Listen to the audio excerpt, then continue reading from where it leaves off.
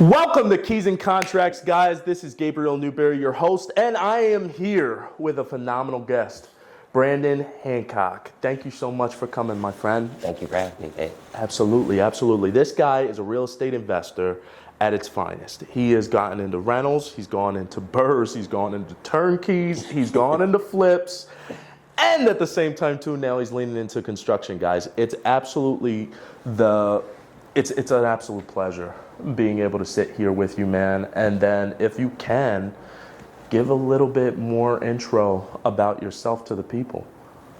My name is Brandon. For the main thing, I've always been interested in, I guess you could say, kind of like finding financial freedom. Is the best way to put it.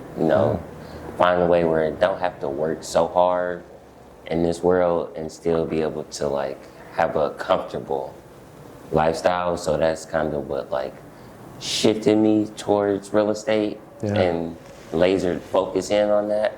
Because before then I really wasn't doing anything, honestly. Just day to day, just going to work, coming home kind of aimlessly. And after a while that gets mundane. So I started looking for something to lighten the load of life, I guess. That makes complete sense. I mean, the real estate is just one of those avenues where you just have that ability. And I mean, how did you even start with that journey? Kind of walk us through that. As cliche as it sounds, reading Rich Dad, Poor Dad. Get out. Yeah, I read that book, and then I ended up buying like 2 more of his books, and then I bought some more books, and I read them, and then I read so many books, I was like, okay, I've read enough, I gotta try to do something, like I gotta try to use what I've read. And that was like 2019, and I can remember going to see a 2-family, and it had tenants up and down, and I remember, I think they only wanted like $35K. And I was just thinking, because I started doing the math in my head, because for $35K FHA, that's only like $3,200, $3,000 for you to put down just to get, it might even be less than that just to get a duplex. And I was kind of thinking like, that's easy. Like it makes perfect sense, especially if you have a tenant downstairs paying and you upstairs, just even if you're staying there for 1 year. That's crazy though, that it was that much. How much rehab did it need? Did it need anything? I never walked inside of it because the tenants were in there, but from what the pictures, it didn't, I mean, I would have bought it with tenants in it. So it probably would have paid for itself, even if each tenant was paying $500 a month for $35K. It'll no-brainer, man. Yeah, exactly. Especially that it was that cheap. When was this? 2019. Oh my gosh. Like right before COVID. Yeah. 2019, 2018. That's what and I've slowly watched those same 2 families get more and more and more expensive. So it's just like, it's better to buy it and just wait than just keep watching on the sidelines, because you're just watching the price get more unobtainable. And when you ended up like navigating this market, so you started just before everything went crazy. Yeah, I did. Right before it got crazy.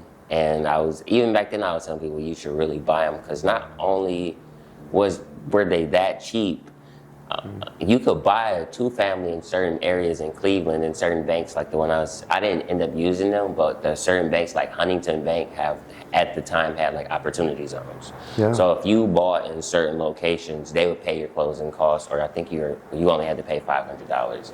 So if you did the FHA and you bought an opportunity zone, I mean, I have to find it. I have one of like the little HUD disclosures. I think the closing costs on one of the 2-families would only been like $3,800 for a 2-family. That's wild. Exactly. Oh my gosh. So I just started doing numbers in my head, and it was just like, yeah, I'm gonna commit to doing this. Fast forward, I think I was looking at 2019. I don't think I actually purchased one until 2020 or 2021, and I bought a 2-family on 151st, like 2 streets from Shaker. Yeah. And I bought it for $85K. I used FHA. I stayed upstairs with my then girlfriend, but now it's my wife. And downstairs I had my tenant, and she paid $600 a month, and she had been there already for like 5 years. And she, no signs of ever wanting to move from that property. And my mortgage when I first bought the house for the first year was $725. So I only had to pay $125 a month for a full year. Wow. That's wild, brother. So jumping into the rental side now, how are you even underwriting these deals? Because it seems like you have this whole strategic system, especially with the banks, because you're just mostly utilizing a lot of their opportunity systems. Yeah, for me, because I guess that's the importance of a mentor, just figuring it out on my own. So it's just kind of, I actually took the time to go sit in the banks. I would go in there, ask questions. Hey, what are your FHA programs? Or what programs do you guys have? Because once I learned one bank and kind of what words to ask them or what I was necessarily looking for, I would go to other institutions and kind of ask and start pricing out numbers and percentages. Because really, I was just really trying to, I wasn't like a solid plan, but the main plan was I knew where I was looking was pretty much in a low income area, which is one of those things where they'll give you down payment assistance. And I also knew that I wanted to do that I wanted to do it in the opportunity zone, but honestly, that was like the main focus, and calculating the mortgage to see how much I would have to pay every month. But at the numbers at what they were, like if you got a 2-family that was pretty much rent ready, not necessarily turnkey, but rent ready, you could break even on your first year and cash flow the second year just doing a simple house hack. That's wild. That's wild. So you use the house hacking to be able to end up starting you off. Correct. Basically, because then with the house hacking, I know too, because I do something similar now, where you can end up buying it, getting a lower down payment amount, and then at the same time too, you might be able to go into an opportunity zone where you have different programs that also help fund towards either closing costs or down payment. So that's amazing, man. So how were you finding, how early on did you start? Because I know you're right around my age, man. So if it was right around 2019, what were we, 20 at the time? I wasn't 20. What did I say? 22? 24? 24. Yeah. How much older are you than me? 28. No kidding. Wait a second. I was 27. So am I doing math wrong? You said 2019. 2019 is when I first started looking and going out looking, but I don't think I got the first one until like 2020, 2021. Okay, gotcha. Yeah, that's amazing, brother. So, okay, let's walk it through now with the tenants. So how was it buying properties with tenants? Because you know my nightmare scenario. I mean, how was it when you were first getting started, especially with your first deal? Honestly, that house was probably a blessing because the lady downstairs is an older, sweet lady. And when I moved in, I told her I wasn't gonna raise her rent. I didn't raise her rent. Because the mortgage was low, it was simple, and I wanted to make it to where she was stable. Because if she was stable, I was stable. God bless. So and my mortgage was only $725, so she paid $600. So I really didn't have a problem with that. She never really complained. If it was something that needed to be fixed, I would always go down there and fix it or have someone come fix it. But she was very unproblematic. As my whole time as her landlord, I think she only paid rent late one time. And that was it. I never had issues with her ever. She's a sweet older lady. And I think I know exactly who she is because this was the same one that we ended up selling later. Yep. Oh my gosh, yeah, she's such a sweetheart. Yep. Did everything work out, by the way, with She her? ended up actually, because my wife had went over and helped her apply for other places for her to live, and she got on the wait list, and eventually she did get into one. So she ended up moving out of there and moving into that one of those locations. She actually texted me when she did it, she sent me a nice little long text message. Her son even called me. And how is it for you kind of seeing that entire process? Because some investors, they either get so antsy on taking on another tenant from a different landlord. They're always not really sure how to go about that conversation, how to go about that interaction, how to go about it as it goes throughout X amount of time that you own it. How did you end up working through that process, especially with that being your first time and living on the upper floor, you know? Did you let her know you were the landlord? Yeah, she knew. Okay. I'm pretty sure, I'm positive that first week, might even actually been before I moved in. Actually, yeah, it was. Before I even moved in, I was just walking it because I wanted to walk in and see everything. Yeah. And I told her, I was like, I'm going to be moving upstairs. I'm going to be going to work. I'm not really loud, but my wife's always going to be here. And I also like reassure her. Oh, so you threw it back on Chiffon? You were like, she'll always be there.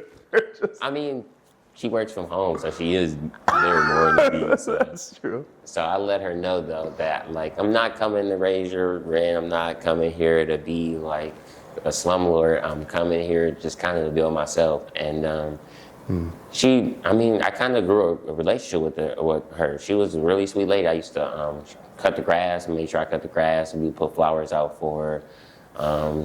She was just nice overall. I never ever had an issue with her ever. She just probably, that's why I said it was a blessing, because some of the tenants I got at the next property were like nightmares.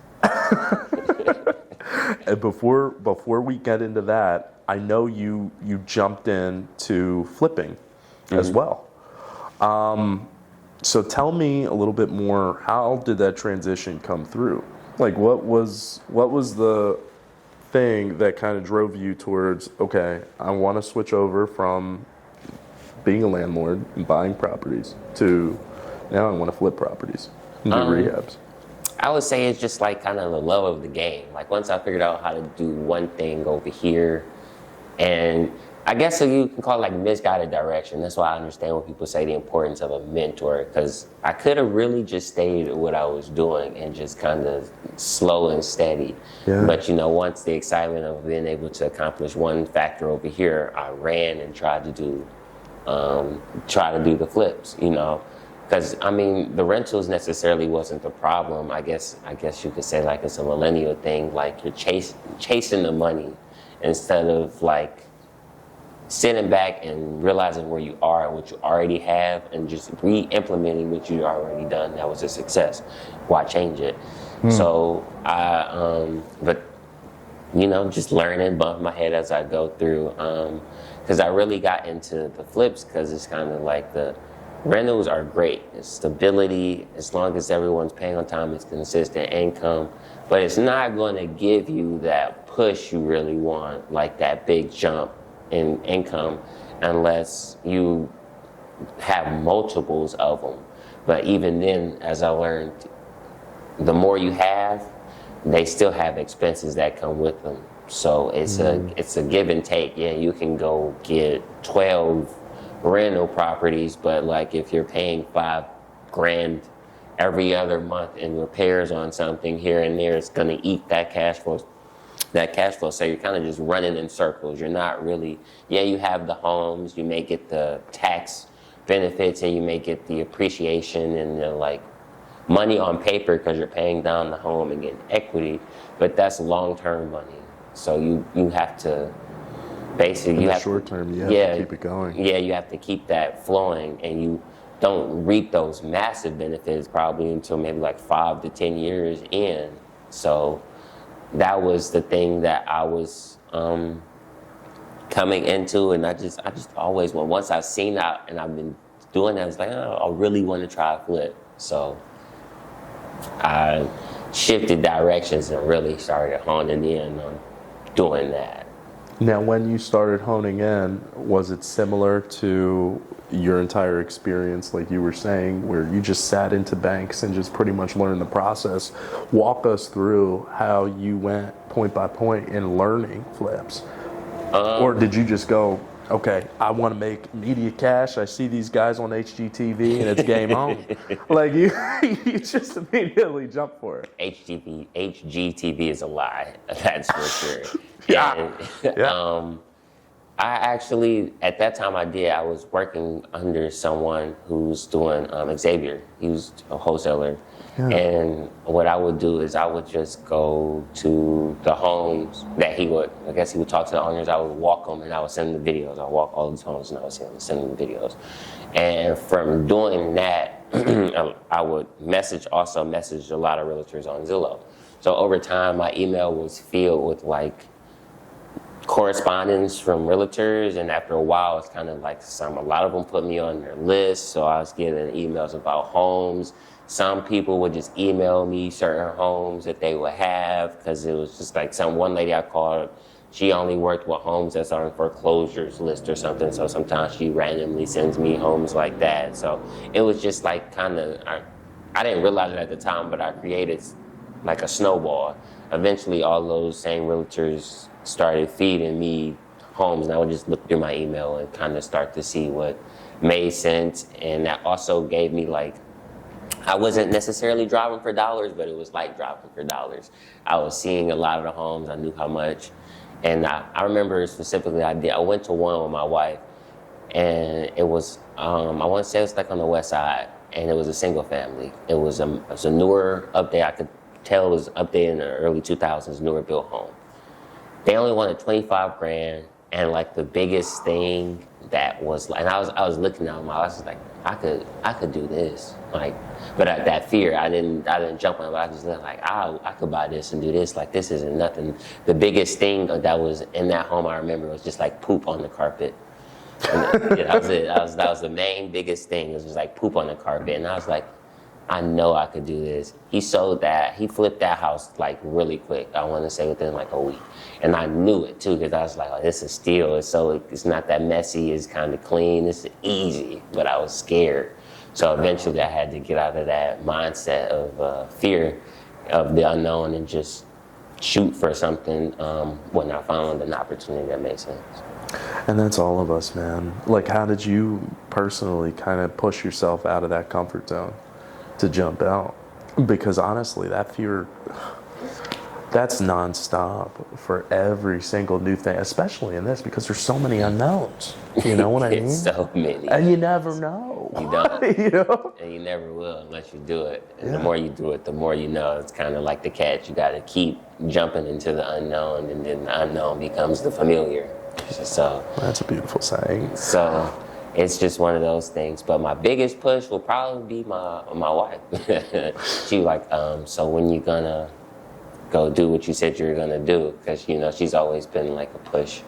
When I get complacent, she'll push or she'll say something, and I'll just be like, well, I'm gonna show you better, I can tell you. And now I'll go out. Shout out to Brandon's wife. Well, that's a good thing, Yeah, though, it is. because she's pushing you to be better, man. She is. I remember when I was first looking for the first rental, because Yeah. what they don't show you in that, I've even told some of my friends, because they followed me and they started looking for homes too, and I had to tell them, is with that getting beat all the time when you put in those bids for homes. Like, you have to get used to, like, when you're first starting, that can be like a real motivational killer, because you could go see like 5-10 homes and get beat in all of them.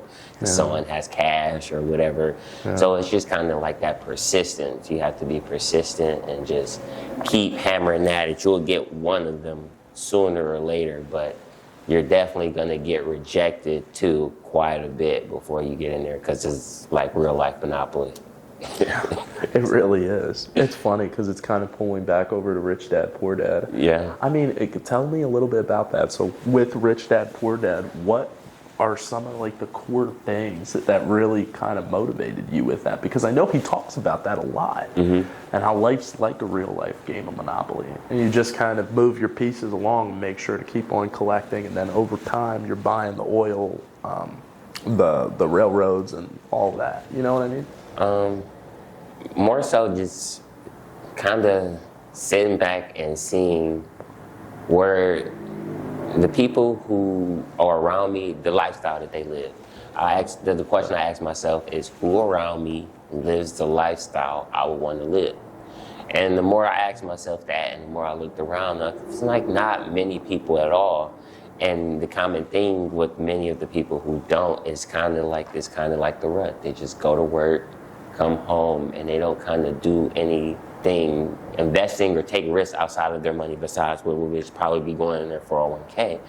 And so it made me think, like, I mean, all the evidence is there. You kind of just look around you. So it's just like, I got to do something different if I want a different result. So that was kind of the big push, because I remember in the Rich Dad Poor Dad, there's like the 4 quadrants, like the business, the entrepreneur, the worker.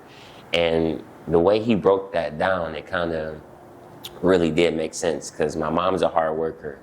And I always tell my mom, like, you could do so much more. Like, you can own your own business, you can go buy a house, but she just doesn't want to do that. And that's fine. Not everybody wants to do that. She loves what she does, and she has no problem with it. And then I look at my grandfather, who used to live in the city, and then he moved to Sandusky, and he started a taxi company. And I remember the day my mom bought him his first truck. And I think before, because he's older now, before he retired, I think he had like 12 or 13 cars, and he paid them off all cash, used cars. And Wow. Growing up, I remember watching him work all the time to Habit Workers and throwing like a worker appreciation, like summer dinner every year. So I seen like how like that aspect of someone who, like, instead of working a 9 to 5, he created something. It didn't happen overnight, but it was amazing to watch over time, because he kind of, I even watched like how business work, how he beat out other businesses and doing different things and pivoting.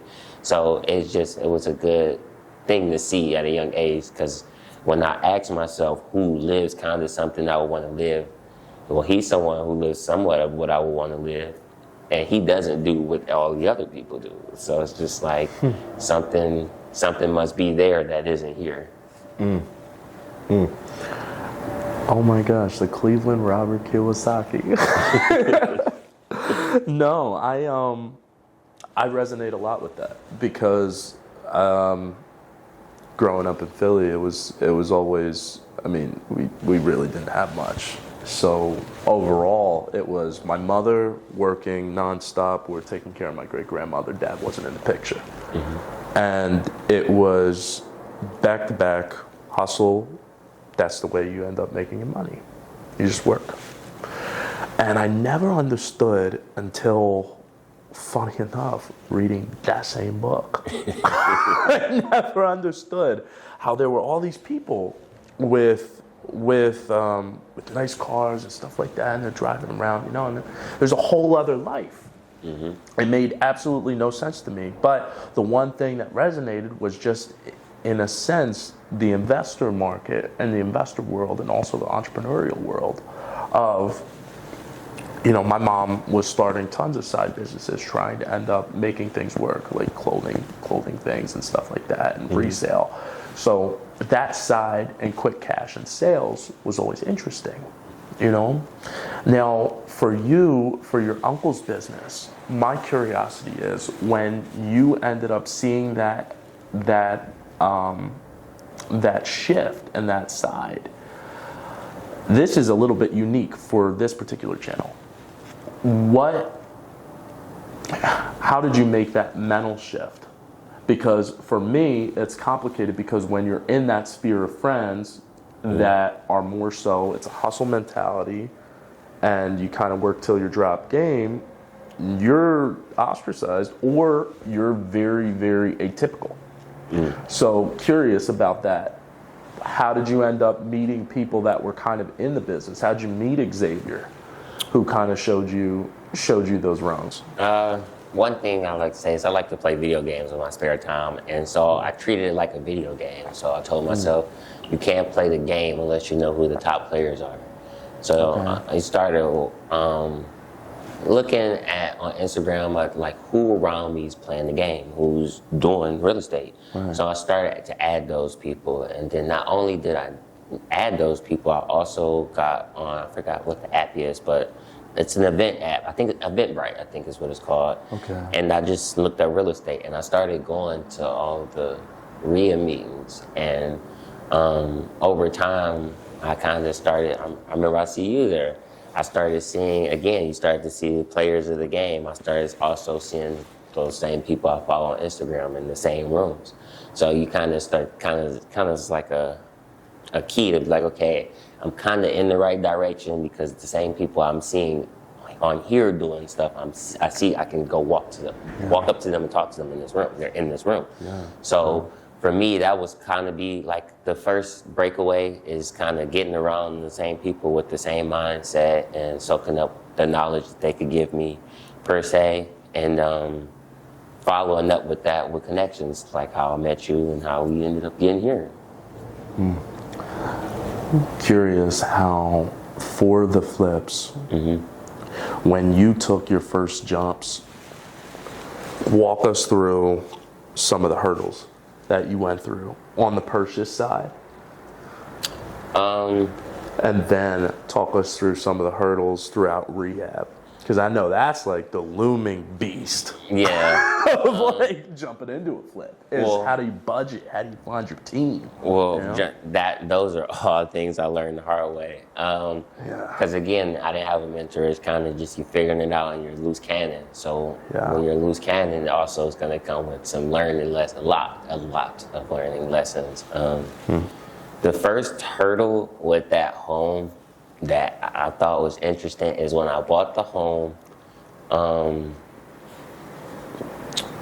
I didn't know fully, which is my fault, I should have really paid attention more, is that it had lead. And it was on the lead list. So, even while going through the rehab, I never got anything in the mail from the city.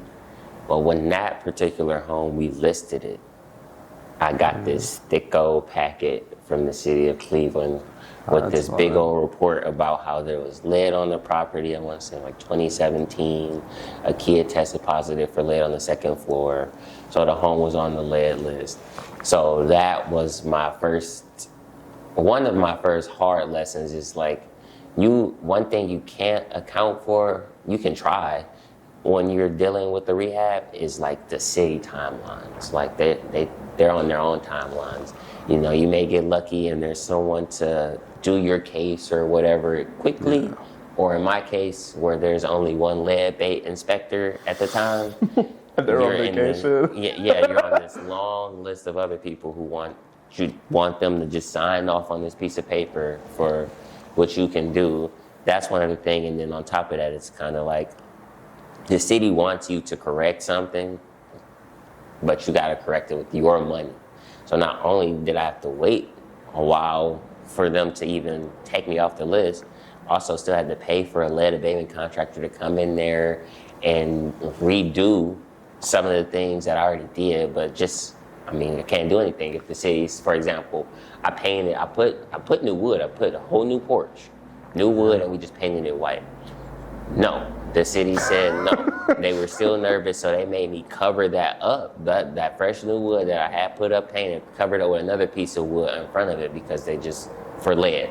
Even though I know it wasn't lead. But again, once the city says something, you could fight it, but now you're even longer process if you even try to do that. So it just that was probably one of a big lesson I've learned with that is always check to make sure and double check and see what liens you could find. Because what I found out is that I don't know if it's the list, there's like 2 lead abatement lists.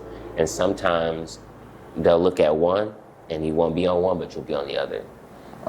So that's how it didn't come up, because I don't recall getting anything from title when I went through the home to see if nothing came up like, hey, this is on the lead abatement list. Do you know that? Yada, yada, yada. So that's just one lesson learned. I had to do better due diligence on what I was doing when I was looking at these properties. Well, the curiosity is, it's so complicated now too, because you have the lead list and lead violations, and then you could potentially have condemnation violations. Now, do those correlate together, or? Not necessarily so much, right? I'm not sure. I'm sure it's possible. I do know it's like, once the city's involved, you know, you kind of opening a can of worms. So if you do have that in there, you know, you might get double hit. Because once you're on one list and they're coming in here to check for something else, they can hit you with another one. Well, how is it whenever you're dealing with those lead lists? Because I'm kind of curious. Okay, the biggest complication, even in the realtor world, is just being able to find those. Because unless title flags them, sometimes, you know, you check the city site, you'll find the list. For our purposes and for yours that came through, you said that never came through a title. It just out of nowhere, it hit. So it's like, how do you deal with that? And how do you deal with the city with regards to that and communicating with the city on those? Well, I do know there's like a CDC site or something. Every time I did find a website that will show you. That's how I was able to check to see when I was off the list, because I could go in there every day and I could find my home. And then one day I went in there, I couldn't find my home, so they finally took me off the list. But what I do know is like, you can go to the city all you want. When I was on that list, I was up there once a week, and you know what they kept telling me? She's in the meeting. She's not here. You know, so you can go up there all you want. Which city was this for? City of Cleveland. City of Cleveland. Guys, please don't cancel me.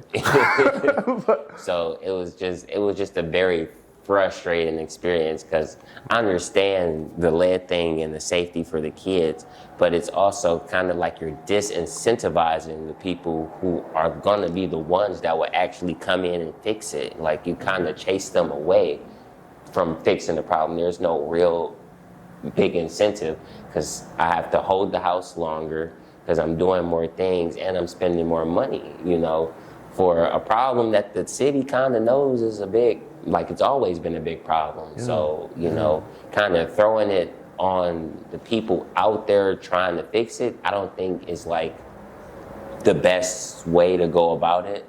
Well, with these lead violations too, I mean, so you have an entire process with that too, because you have to end up going in, you get the lead inspector first. Correct. Once you go through the lead test, then you have to end up going in and then have the city come out and give the stamp of approval, which I know just through the house we were selling over in Cleveland, it was just like, that was almost like 4 or 5 weeks. Exactly. It was just scrupulous, man.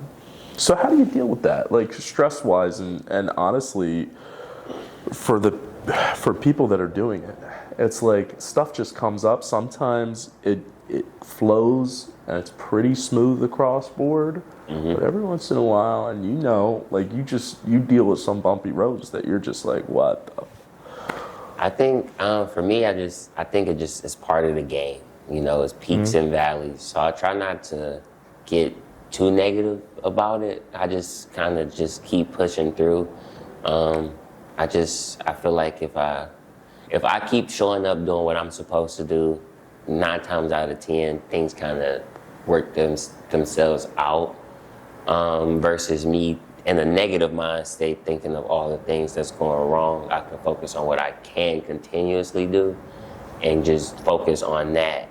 Because like with the city and the lead thing, that was like really driving me crazy, but it's nothing I can do. And me going down there, which I did make a couple connections with some city people. I got their number and they were really cool to be able to contact them when I couldn't reach the actual head person. Yeah. But even then, it's out of your hands, so you can't really stress about something you can't control. You can try to steer the situation to an outcome that you would like, but at the end of the day, you still don't have full control over how it is. You know, all you can do is focus on what you can do. And what I could do is make sure the rest of the property was ready to go and all my paperwork and everything else was lined up. So when that seal of approval did come, I could sell my home. And typically, how long is that whole process from contract to finish? From contract to finish? Just your projects, on just your experience. What, like the lead thing? No, across board on sale. So with contract to finish on the deals, Oh, no, for that one, for my first one, that one took a while. And that was because it was no guidance, just going in there like a loose cannon. And I bought multiple properties at once. I didn't just have the one with the lead problem. It still was a whole nother home that we learned about another set of city problems of how that works too. So like we got a real good lesson on like dealing with the city and how to scope these homes when I'm looking at them for what I really want to look for that's going to come back in on the construction side. Because like I had the lead with the first home and the second home on Somerset. There was stolen power. So this city cut that. I had to call the city because one of the lines were on the ground. And one of the workers noticed it, so I called the city and they cut the line and they cut the power there. But that also required me to now have a full-blown electrical inspection because I have to get the new updated to code meter base, new breakers that's up to ARC. Like, so that ended up costing thousands of dollars just for the electrical because the home was like 3,300 square feet. Oh my gosh. And then I started working on that property like more so in the fall. But another lesson I learned is just turn all your utilities on at once. Because what happened was when I got to do the gas lines, I learned that the city had cut the gas lines. So now I have to wait for the city to come out and dig up the yard and run a new gas line. But to do that, you need to fill out a form. You also have to give them I can't remember what it's called, kind of like a scope of work per se though, of like where your gas meter is, where they can run the lines. And then you have to wait. You have to wait for the city to come out and do what they're supposed to do for that. And then not only did they do that, I had the gas lines fixed and set for how it was so that there was no gas leaks and everything. But the gas meters were inside the home. The city said, no, we're putting the gas meters outside the home. So I had to redo the gas lines because now I have to run them somewhere on a different side of the house. And it's because it was a two-family, so I needed to run both lines straight to where the manifold was outside.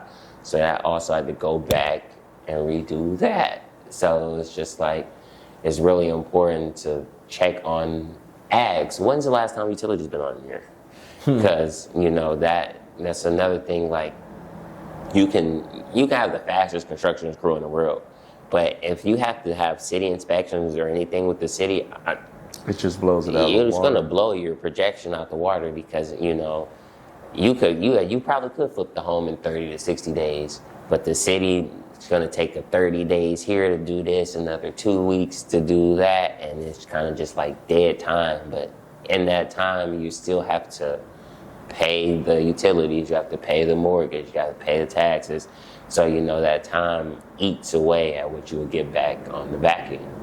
That's a whole nother thing I didn't even go into. And I can, you can only control the controllable, and the fact that you went through all of those different hurdles, dude, you came out so much wiser than most because a lot of people who haven't done any of it, the reality is there's always something that happens. Yes. There's always something that you're going to end up having to deal with as a learning curve that you can never even imagine.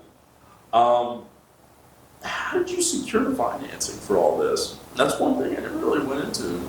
I was always working a job. Like the first home, the first rental I bought, I think I was making like $18 an hour.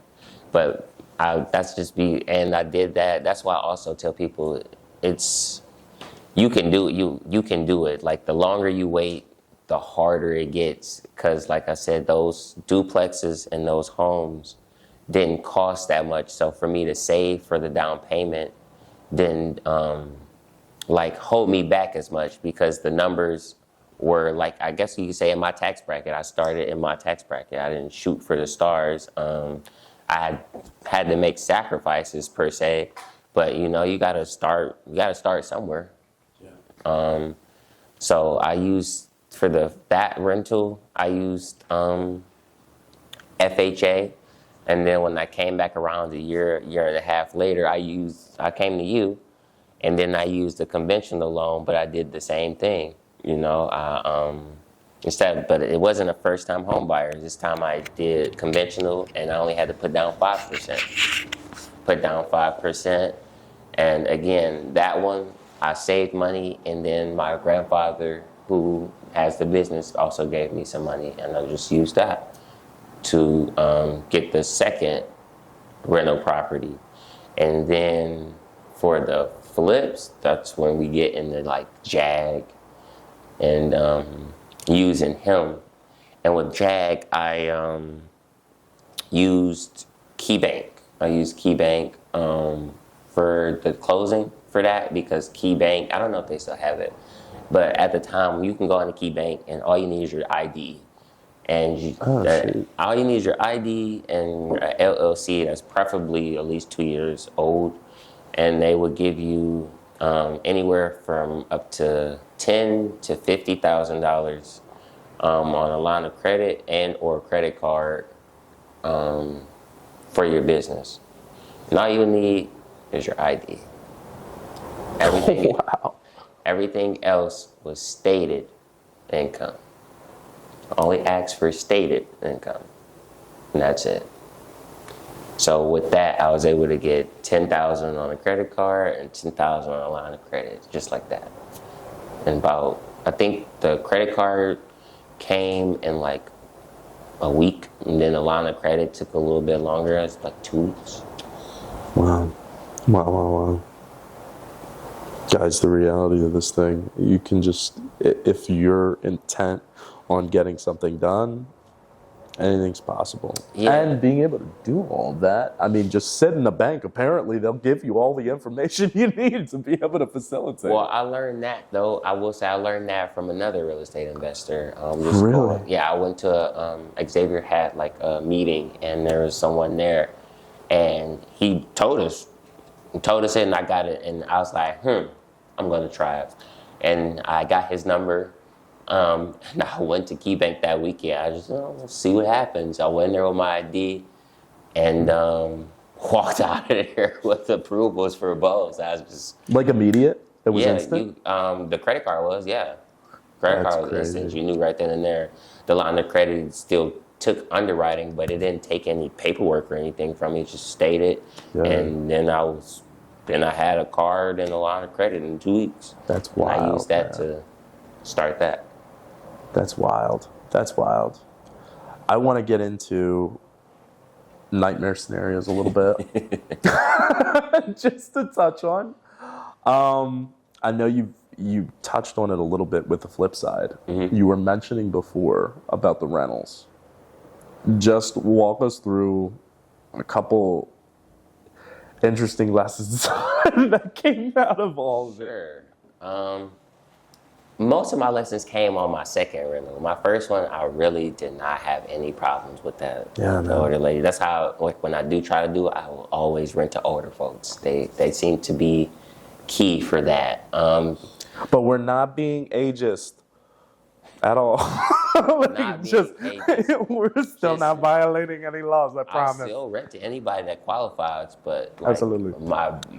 For me and my experience, when I'm dealing with people who are older, I seem to have less problems. That's just the reality of it. I get it. But nightmare scenarios on my second rental, my first tenants, they were a younger couple. It was a younger woman and her boyfriend. Uh-oh. And I think she had 2 kids. Uh-oh. And then, I remember one day I had to put a Ring camera because I was living downstairs. They were upstairs. Always if you house hack, don't live downstairs. Always live above the tenant. Never let the tenant live above you. Just saying. He had gotten into a dispute with her. And I didn't know that, but when I always check, I woke up and I looked at my Ring camera, and all I seen was him climbing the side of the house to get up, and he did. I don't know how he did it. He climbed the house, and he got back up there because it was a porch, the porch on the second floor. He climbed up there and got up there, so I had to go up there and say, "Don't climb my house," because it's like if you would have failed, then it would have caused a big Liability, liability type of problem and put me in a weird situation. So it's just like I never thought I would have to tell a person don't scale the house. You know, like that was for sure one of the not one of the craziest, but a crazy moment. I want to understand the dispute process. Like he just figured, okay, I'll scale the wall. She must have locked him out. She must have locked him out the house. It's the only thing I could think of. I feel like he needed to scale the front. And not only that, he scaled the front of the house. So it's just like anybody could see you climbing the house. Like, what if someone thought you were breaking in? Yeah, he didn't care. I know, he was thinking in the moment. So that was one thing. This one's kind of funny, but it's not funny. I joke about it that sweet old lady, I joked about it with her too, so it's kind of funny. When I moved out of that home, I had put tenants upstairs. Yeah. And they were smoking marijuana. And I could tell when I got there, and it wasn't just like a little, like I could tell like they like hot boxed the second unit. And they had the windows closed, so it was going straight through the vent downstairs. And she had like a panic attack and called 911.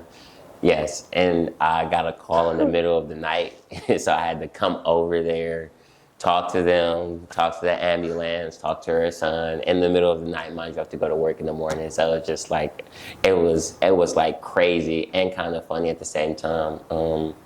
How old was her son? He's grown. I don't know exactly. He's grown, but when we ended up, I came back and checked on her. She's like, yeah, I think I was a little high. I said, yeah, I said, you okay though? But you know, she's a sweet old lady, but we cracked up about that. It's still funny to this day, but I definitely made sure that the tenants upstairs did not do that again. Because it was also in their lease, like no smoking. So it's just like you kind of like telling yourself. But that again goes back to written to younger generation. You know, it's going to be things that come with that you have to understand. That unfortunately is a part of the culture in certain areas and demographics. So you know, they were younger. I just had to talk with them. I didn't have a problem again. I went over there and talked to them. I was their age at one point too. I was about to ask you, did you end up having to go through an eviction process or go through a 30-day notice process, or you left with them there? Yeah, no, I just had a discussion with them, and I made them go downstairs and apologize to her. And they went downstairs, they apologized to her. Everybody was cool, you know, because she liked them too. She understood that they was younger. So it was kind of more so of like a communication thing, like, hey, like, and they felt really bad too, because they was like, holy, like, this older lady just went to the hospital because of what we were doing up there. So I didn't really have any crazy issues with that. My craziest tenants would be my Section 8 tenants. Yeah. Section 8 tenants, I had them, because in the second rental of the home in Garfield, the first tenant moved out. She just wanted a bigger space because she was pregnant, so they had more kids. So that one was just like normal cash. They was paying every month. They stayed there for about a year. And then they just randomly popped up and just said, we're moving, and broke the lease and left. I said, okay. Like midway through type of thing? Or it was like at the end? Kind of after a year, like maybe a month or two going into the second year. Okay. The second tenants was Section 8, and they were by far the wildest, craziest tenants I've ever had. Why? It was, again, mind you, Section 8, Section 8 paid every month, never late. But the downside with that was the tenants, and mind you, I live downstairs, they live upstairs. I remember craziest one. All I hear, I'm asleep. I go to sleep early because I gotta go to work. All I hear is this loud commotion and banging. So I get up, and she and the girl and her boyfriend, her baby daddy at the time, his sister was trying to fight her upstairs. So I'm holding them back. My wife's holding them back, like, hey, like, cause like they stormed in the house, and so like kind of so. They were about to do that, and they were about to fight her. We stopped that. We called the police. Garfield was there like 2 minutes, like surrounded the house. So yes, Garfield police are great. They come immediately and numbers. Because That's I good. ended up having to call them.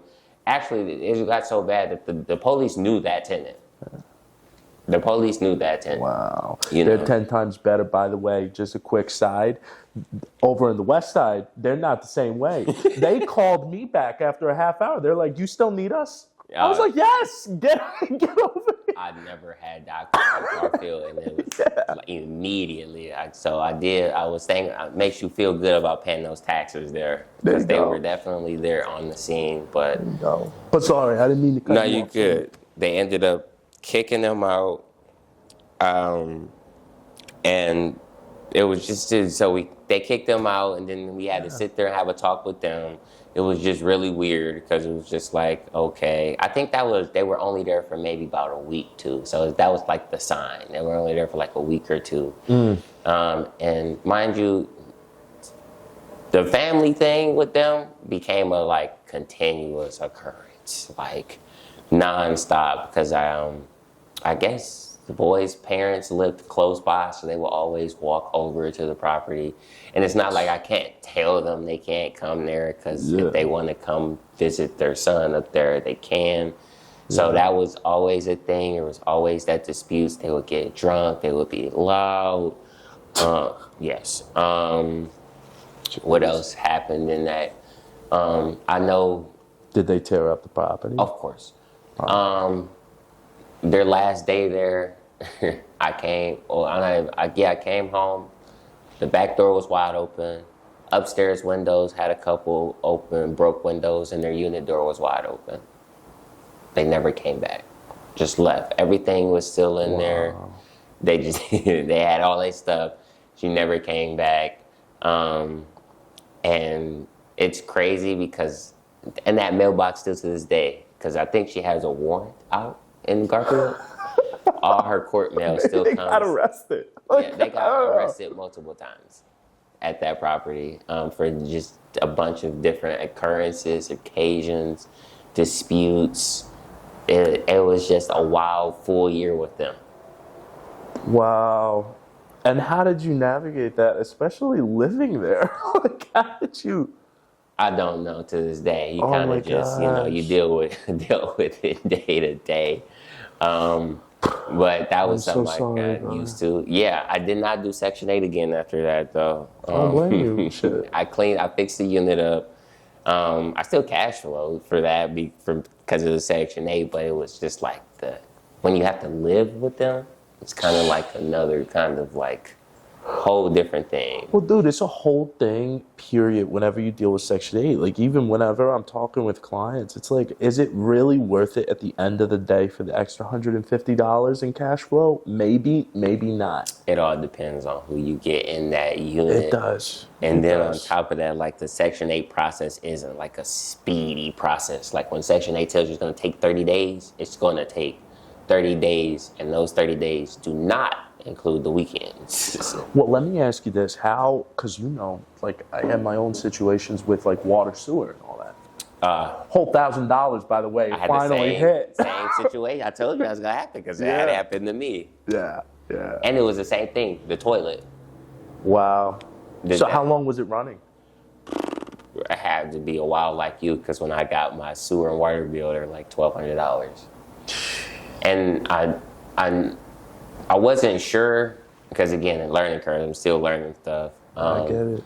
It's kind of like how when I came to your property, you heard that like humming, like kind of like the toilet was still putting water in there, that cycling noise. So the same thing, we kept hearing it, but we didn't think anything of it. Like, okay. And time went on and on. I was like, something's not right. And then I got an email from the water department saying you might have a leak. So, and then I was looking around. I was like, I don't see any water anywhere. And then it kind of started to click, like, I think it's that toilet, like the toilet, and that's exactly what it was, that their toilet wasn't right or something. So it just kept filling and running. And it ran that water and sewer bill up sky high. Oh my gosh. And how do you deal with something like that? You just pay it. You have to take that one on chin. That's my fault. Yeah. I should have addressed it sooner and immediately, but that's just the ignorance of not knowing So, but I know what that sounds like now. So if I hear that noise, I know. Oh yeah. We need to turn that off. It was hilarious because you were at the house when I heard that and I started running over to the tenants. You were like, "You better go and catch them." You're trying to see if you can get up. Yeah, turn that off. Yeah. The longer it runs, the higher that bill is. Yeah, guys. Just quick aside, like if you ever hear that, run like hell to shut off your toilet. It could be like maybe a $20-$30 part that you need. This is all it takes. And it's an $800 bill that you can get. So, yeah. But when you end up dealing with that type of stuff too, is there ever anything in the lease that you put in? Because I've been going to some meetings, and actually maybe you go over to some of the Loria meetings with me, man. They end up putting different clauses in their lease.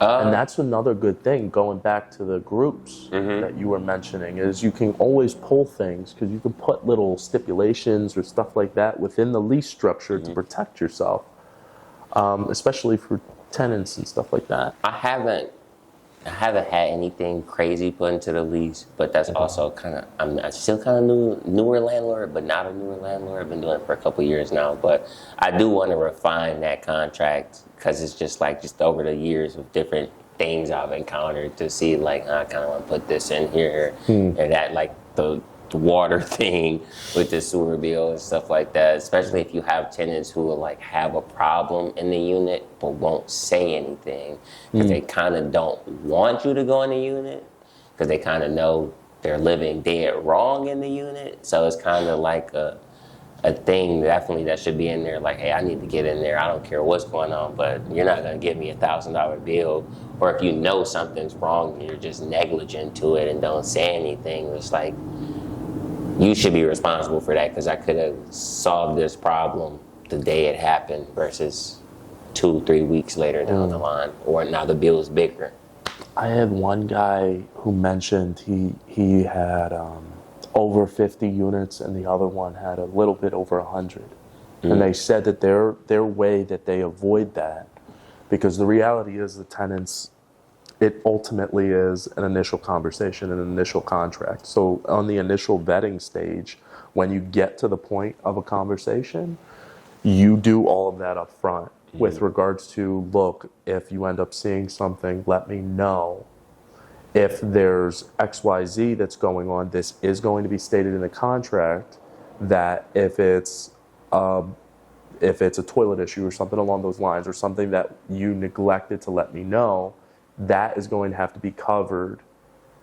And if it isn't covered, then you're in violation of lease, and then you have to vacate. But if you do let me know, we can set up either a payment plan structure or something along those lines for the overage or whatever in the event that it was just missed, or something along those lines. So it's little tidbits like that where those meetings are so powerful. It is. Kind of going back to that, are you still going to some of these investor meetups and stuff like that? I haven't been to one as of recently, just okay. Mainly because I was doing the flipping and stuff, so it kind of between work and that eats up a lot of time. Yeah. But that's definitely something I want to go back to doing. Kind of for the flips, especially I need to find a solid flip mentor to try to avoid those mistakes when I go do it again. I've learned a lot this time, so kind of when I go back and do it again, I really can hone in, but it's always going to be something I don't know. And I'd rather somebody tell me at a time before having to pay for it again. I know what you mean. And going back to that too with partnerships, it's those meetings are the best ways for you to kind of cultivate those relationships and figure those things out too. And I'm starting to do flips with partners. It's easier to be able to function that way. That way you can just end up bouncing off of each other. But the biggest question too is with a lot that you've learned, we've talked through the rentals. Now, some of the things you've learned off of the flips, what's one key thing moving forward you think that you're going to be looking at more intensely on your next flip? Scope of work, without a doubt. Really? That making sure that scope of work is rock solid, because you know, you may not be able to count for everything, but if you have a solid scope of work, you can be pretty dead on the nose on like with this.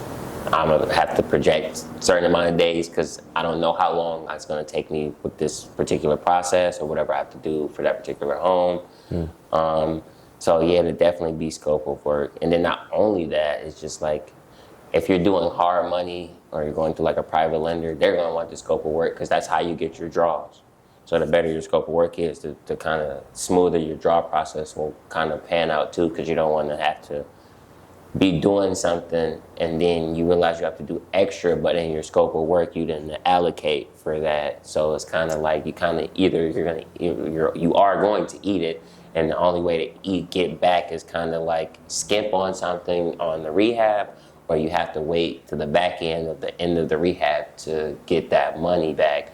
But when you're talking about thousands of dollars, it's kind of, you don't want to keep holding the bag for months until you get to the end. You kind of want to just keep replenishing yourself as you go and just do it right the first time, or as best as you can the first time. Yeah, and finding those contractors, man, I know is so complicated. So having the other hard part is finding good workers, because good workers are always busy. They're always with somebody. So like, well, what's the reason you don't?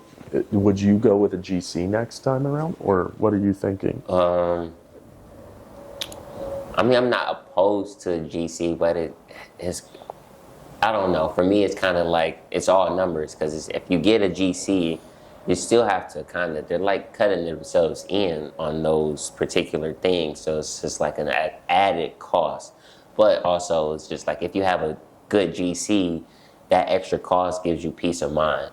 Yeah. And peace of mind is priceless, honestly. So you can't really put a price on that. So it's kind of, I would say it's like a give and take thing, kind of like, do you have the time to be here to make sure that this goes how you want it to? And if you don't, then you probably should pay someone to do that so that the process goes as smoothly as possible, because it's in your best interest for that to happen, for you to be able to get your money out in the end. Because, I mean, if you get into it and you don't have a GC like I did, you can run into, or you don't have a good GC, you don't have a GC, you don't have a good GC who really knows or who's really looking out for you, you are going to probably pay double the price. And I know how valuable when you mention, brother, like with regards to having a mentor, it means so much, especially if you have someone who understands the construction side helping you out. It's like a cheat code. It's a cheat code, but it's also like, it's monumental for even if you're splitting a lot of the profit, because even if you're making a smaller portion of the profit, the reality is it's saving you so much stress. And it helps you ultimately to be able to get from point A to B as quickly as possible to get to the next flip. Get your reps in. Yeah, it helps you get those reps in, and you're gonna.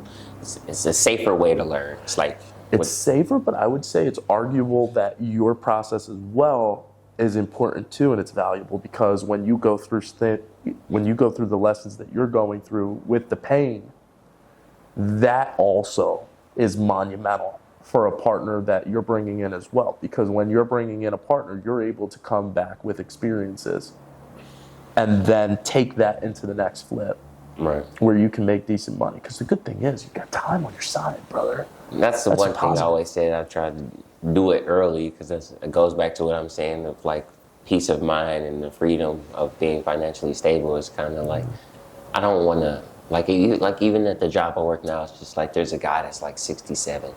And don't get me wrong, he clearly loves what he's doing, but it's just like, dude, go be with your wife. Like, why do you want to be here? Like, for me, at my age, I can't fathom that. It's just like, the thought of seeing that is just like, I don't want to do that. Like, you don't have much life left to live at that age. So it's just like, I'd rather try to figure it out. Even if I make mistakes like I've been doing and hit my head, I'd rather do that than face the future reality of what I can see down the road if I just stick to a different path. I'd rather just kind of like learn the lessons now and keep going, because I mean the goal is also like I want to have kids. I can tell my son and or daughter this knowledge, and they can be miles ahead of me before they're 20. You know, I've seen people who are flipping houses at 18, 19. You know, because they have a mentor, they have like that support system to just get out of school and start running. Like it's invaluable. Like it's you leapfrog a lot of people just by doing that. But you also like you should read this book, The Gap in the Game, though. The Gap in the Game, Daniel Sullivan. Okay. Pretty sure Daniel Sullivan. Fact check me if I'm wrong with that. But so Gap in the Game, they go into the value of also understanding and appreciating how far you've gotten from point A to B, and not to end up, even though it's massive and monumental to appreciate other people and their journeys. It's also massive to appreciate how far you've come in yours as well individually, and also to keep trackables with that. So it's a mindset book, but at the same time too, more of a productivity book as well. I have to read that. It's a really good book. And Daniel Sullivan across board is a phenomenal salesman.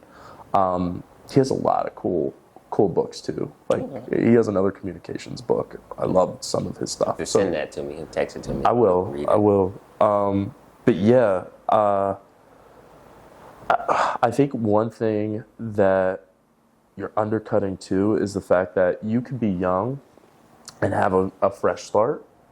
Like we had somebody in here, the last guest, he was 19 years old and had a portfolio of 10, 15. Exactly. I mean, but the reality is nobody goes on the same scale. Some people, look at Grant Cardone. He started at 50 or 40 or whenever. He ended up massing a scale of like probably almost $1 billion in real estate, something along those lines. Quick too. It's wild, because the reality is it doesn't matter when you start. It just matters more so that how you're tracking, and also like what experiences you're taking with you and the partnerships that you're making. So I'm curious, with that being said, okay, because we have a little partnership too. I'm curious now with the construction side. We're going into a junk removal business together. So we're starting a junk removal business, also clean outs, demo, all that good stuff. Curious, man, with the construction side. Where do you want to put your focus now as we're going over towards flips? I would love for you to be a partner on on these flips too. And then the good thing is we'll always have a demo crew now. That's the positive. Yeah. My focus will be to probably get back into another flip before the year is over. I've kind of got my hand in a different spot right now. I'm still like the home in Wycliffe that I got, which is basically seller finance. So just kind of, that one was kind of fell in my lap, I would say, like, but just like I've been thinking about that too, like how there are tons and tons of older folks who have homes that are paid off that kind of, they don't want to sell or they can't necessarily sell, but they have a home that they could technically basically just be the bank. They could be the bank and get that monthly residual income to help them in that later stage of life. So that's something I've been kind of like researching, just kind of more seller finance and sub 2 deals type of thing. Yeah, just reading up on them, understanding them, because like I said, this one fell in my lap, but just like talk through the terms, like how you like function that, please. This person in particular, he has 2 homes. He has a home on the west side, and then he had the home in Wycliffe. And he knew, well, it was one of my high school teachers, which is kind of crazy. But my friends and the people around me also know that I've been doing the real estate thing, so they told him that. And word got back to me, and I went over to his house, and I walked the property, and I said, yeah, I could do that. One caveat that I learned, because we had talked to David about it at PNC when he was still at PNC, is that Really? in order to structure it the way we want it, is I think he had maybe like 5 or 10 grand left on his mortgage or something like that. Oh my gosh. So I've been staying there for the year. We worked it out. I pay him $400 a month for the year. That's why I kind of like the lease, $400 a month in utilities. And once he pays that mortgage off, we would do the seller financing. We would structure the deal to where he would be the bank and I would buy the house from him, because actually the person before him did that same process with him. So that's how he got the home, is that person did the same thing that he's doing with me. He bought it from them. They never went through the bank per se. The owner was the bank and the investor financed it through him when he stayed there until he moved out and got his own home. So he's kind of like paying it forward to me as well. It's kind of how he broke it down to me. Because he's not like someone who's needing of money. Like he's not. So you got it for $0, nothing. I didn't zero. I mean, per se, like I got into a deal without having to put a lot of money out of, really no money out of my pocket as of now. I've been paying them like the $400 for the year. That's but phenomenal. I spoke to him maybe like a week or two ago. I know the mortgage is almost paid off, and he came back to me and said, "You still want to buy this?" And I said, "Yeah, like I still want to go through what we discussed." So how is the payment? Oh, I'm sorry. How is the payment structure with regards to it? Is it a certain percentage that you're doing on top, or no interest? So I have to figure out how we're gonna sit down and talk about it per se. But what I do know is he doesn't want the lump sum. He doesn't want all that money up front. He has already explained that to me. He wants the money to come as he's getting older, as like a supplement, as an additional source of income for him as he gets older. So that's mainly his focus. So we just kind of structured a deal to find what's a decent amount of like supplemental income that will make sense for that home too, because we're not trying to like short him or anything, kind of make it make sense for the both of us. Sure. I definitely was playing with the numbers and stuff and seeing what I was coming back is probably like try to put the interest rate at like 2-3% if we do it that way. But his main thing is really just having that supplemental income when he's older, you know. So we're gonna fine tune the terms when that time comes. But that was kind of like a blessing that kind of just fell in my lap. It really was. That opened my eyes to like, there's just so many ways to acquire properties out here. There are. And I didn't even end up mentioning that other side too.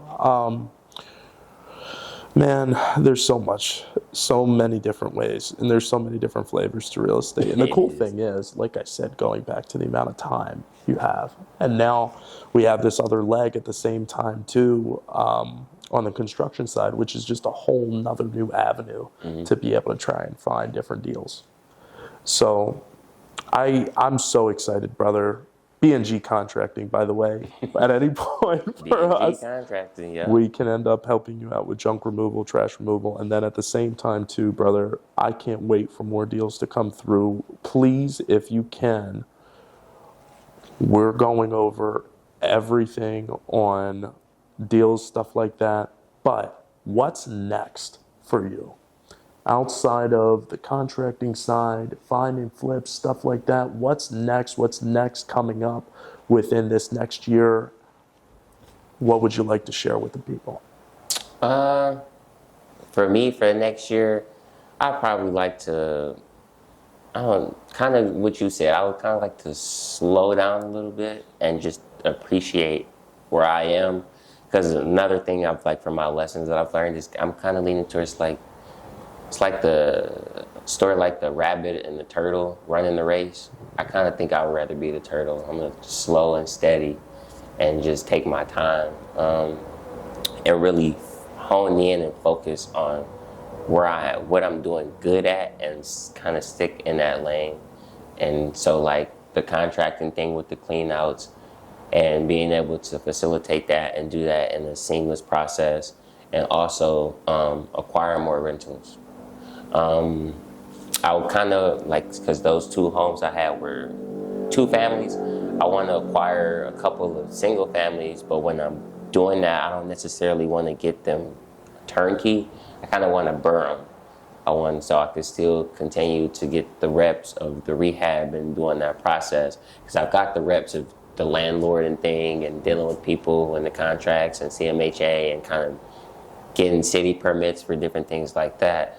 So I kind of got a good hold on that. I want to really hone in on like that construction side and that flip side, so that I can be more well-rounded when playing the game. I don't want to be kind of like one-track minded, but I also don't want to be all over the place. Because like we said, there's so many different ways to acquire properties, but you also don't want to bog yourself down with just this one way is the only way, because there's like a million ways, and you can be shorting yourself by being so tunnel vision, if that makes sense. It does. And you want to perfect your craft. And I totally understand that, man. And the positive is, like I said, we've got the time. I know exactly what you mean. One thing at a time, one day at a time. One piece of advice that you'd want to give the people, this is going to be the last thing, brother, straight into the camera. What would you tell the world? Slow and steady wins the race. I had somebody say this to me, is slow money is for show money. You know, the fast money will leave you just as fast as you get it is as fast as it'll leave you. But the slow money sticks with you longer. So don't go chasing fast money. You may not get all the money up front, but that slower, consistent money will help you win over time. Amen. Hey guys, thank you so much for watching. I really appreciate everything, and keep killing it. Slow money isn't necessarily fast money, but it's for show money. It's for show money.